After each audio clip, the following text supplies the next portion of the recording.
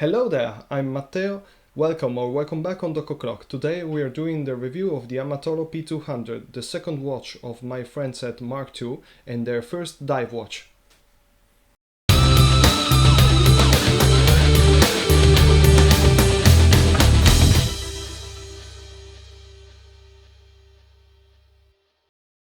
But first I would like to remind you to subscribe to my channel, to follow me on Instagram on Doc O'Clock, where I share photos and videos of watches daily, and moreover I would like to show you the splendid watch that I'm wearing today. That is this Canopy Wake 1, a watch that I won through the giveaway of my friend Steven, aka Talking About Time on Instagram, and that I'm loving since I received it in the mail. Mark II is an Italian brand born in the first lockdowns of 2020s when two friends, Lorenzo Amodeo and Alberto Sinistri, decided to make their own watch. Inspired by the hand grenade Mark II, and with the help of their talented watchmaker Davide Fatano, they were successful in building and launching their first chronograph, the Trinitro Toluene. That brings us to the present day, when they are put on pre-order their second watch, the Amatolo P-200. Following the idea of the Trinitro Toluene, the Amatolo is based on a naval mine, the P-200, whose trigger is the Amatolo, hence the name of the watch. The wristwatch features the following characteristics: a diameter of 41 mm and height of 13 mm, a leg to leg of 49 mm, a leg width of 20 mm, a water resistance of 20 atmospheres, a 316L stainless steel case, a sapphire crystal with anti-reflective coating, a bracelet with brushed and sandblasted finishes done by hand with diverse extension, a total weight of 155 grams, and it mounts a Solita SW200 movement. Let's start to dive into this beautiful piece by looking at its dial. I have here on loan the blue version of the prototype of the Amatolo P-200, as you can see by this stunning dial that changes color from a bright blue in direct sunlight to a more muted or deep blue in dark environments. The texture on the dial is a microshot pinning, which gives depth to the watch and Carter while staring at it to read the hour. The indices made up by triangles are printed as the logo and the writings, but at the same time they seem slightly raised, giving it a three-dimensional effect.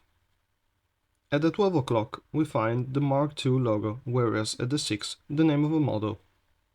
All of the printings are done in white except for the word Amatolo, that is done in yellow, as it was made in their first watch, where the word Trinitro Toluene was printed in the same color, establishing that way a sort of family feeling between the two. This brand identity is further underlined by the presence at the periphery of the dial of a menu track, done as it was made by segments of the structure of the hand grenade Mark II, a feature that gives additional three-dimensionality to the dial. The hands are quite unique in their design. They can resemble at a glance the broad arrows, but as you can see they are more modern and refined. The second hand is done with a syringe style with a counterbalance that ends with a circle, a design that I quite like.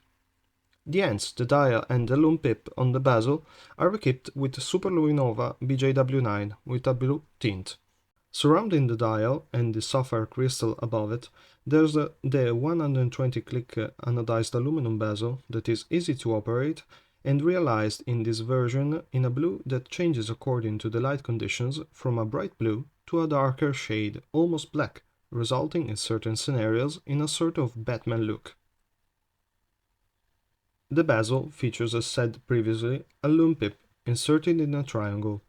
Triangles that mark the 15 minutes increments and are engraved in the aluminum as the other numbers and the arrows that point out the first 15 minutes of the scale.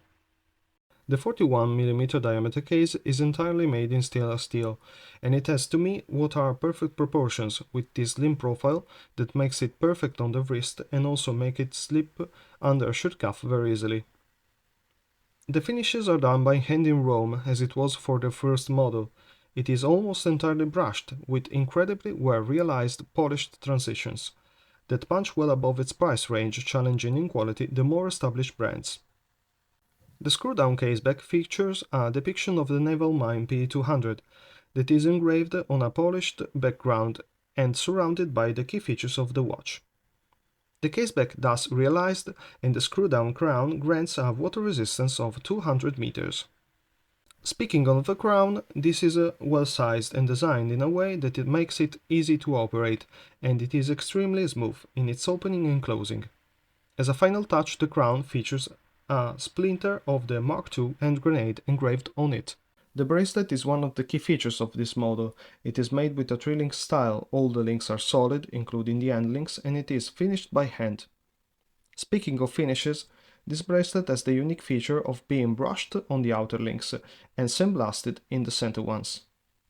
But the real star of this bracelet construction is, without a shadow of doubt, the extremely well-built clasp with diverse extension, perlage on the inside, and a well-done logo on the outer part.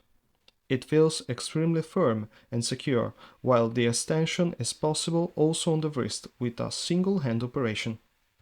Unfortunately, being a prototype, I don't have the final packaging to show you, but it will be very unique for sure, as it was for the first model, the Trinitro Toluene.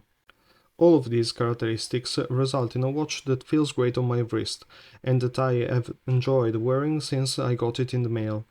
I love its design and the cues to the military heritage that the brand is going after since its inception.